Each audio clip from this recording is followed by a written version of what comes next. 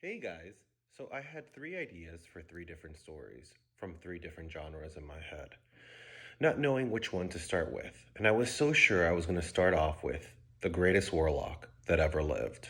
But Madam Regina's son is just going to have to wait. I changed my mind, not because I think this will be a better story, but I wanted to slow down and take a different turn. I've been writing a lot of mystery, thrillers, horror, and fantasy, and I wanted to go into another direction. I wrote the poem, literally read through the lines, and that's what gave me the inspiration to write this love story. So here it goes. These are the days, episode 15, the finale. The happily ever after that we all deserve. So this takes place 2 weeks after the last episode.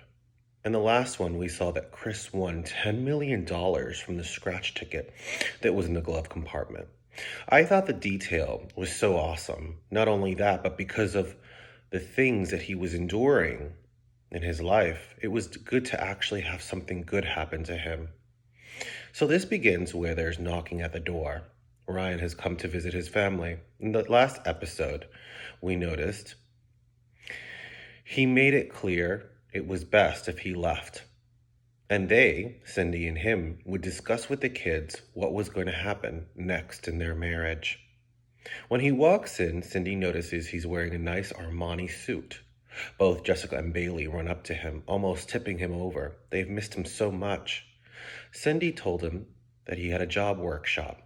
Ryan brought Cindy a surprise, a card. She's confused, especially since they plan on getting a divorce. Who on earth gets their spouse a gift when they realize that? But their situation, as he says, is a little bit different. Cindy tells the kids to go wash up their hands and to get ready for dinner. Ryan tells her he can't sit and eat with them because he has an appointment with Robert Davidson, and that from now on he was going to go to him 3 times a week. Cindy is so happy for him. He even seems in higher spirits. She looked down at the envelope and pulled out a $3 million check. She's shocked, but also confused on how he got all this money. He then went to tell her that he put $1 million in an account for Bailey and $1 million in an account for Jessica for their future. She asked him where he got the money, and he told her, laughing, he won it from a scratch ticket. Her response was, I guess all those years of losing money for getting nothing, it finally paid off. You finally won. She then went to ask him about Chris, but Ryan just said that he's focusing on himself right now. And he asked her, what about the history teacher? We're talking, taking it slow. I don't even want the kids to know just yet, so just keep it between you and I. They both walked into the kitchen preparing themselves to tell the kids.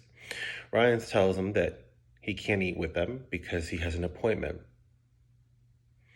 Jessica's a little disappointed, but Ryan immediately saves himself by promising them both a weekend at Waterworld and Dreamland, 2 new theme parks that were recently opened.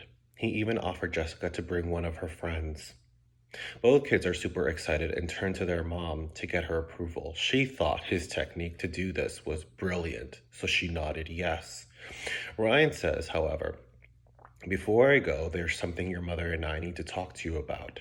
Jessica makes an assumption that they're moving into a bigger house, while Bailey thinks his mother is going to have a baby.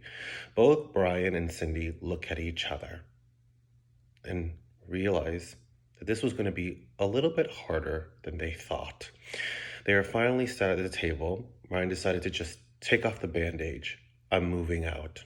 Jessica first thinks that the reason for this is because the affair her mother was having with the history teacher. She says it's more complicated than you think. Jessica says, this is all your fault and that I hate you. Ryan steps in and says, don't talk to your mother like that. Nothing is going to change in this family, and that it's not her fault, it's his. Cindy says, it's no one's fault. Bailey intervenes and says, don't you guys love each other anymore? Jessica says they don't. After dinner, Jessica is disappointed with the outcome. Bailey was actually a little bit more understanding, and Ryan leaves Cindy, thanks him for everything, finally closing that chapter in his life. Ryan goes to Robert Davidson, basically telling him about the dinner and telling the kids they discussed that Jessica's still young and maybe she'll come through one day. Robert Davidson asks Ryan if he's been considering finding closure with his mother so he can find peace within himself. He says yes, he's been thinking about it, and that he's also been thinking about Chris and how he left things the day that he kissed.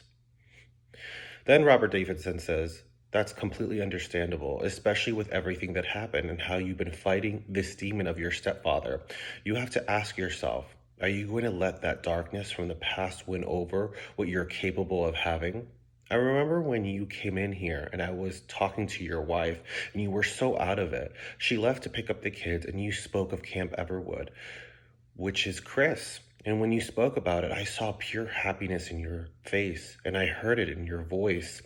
After the session between Brian and Robert, he left the office and went to his car. While he was walking, he went to his phone and unblocked his mother's number and put it into his pocket, smiling.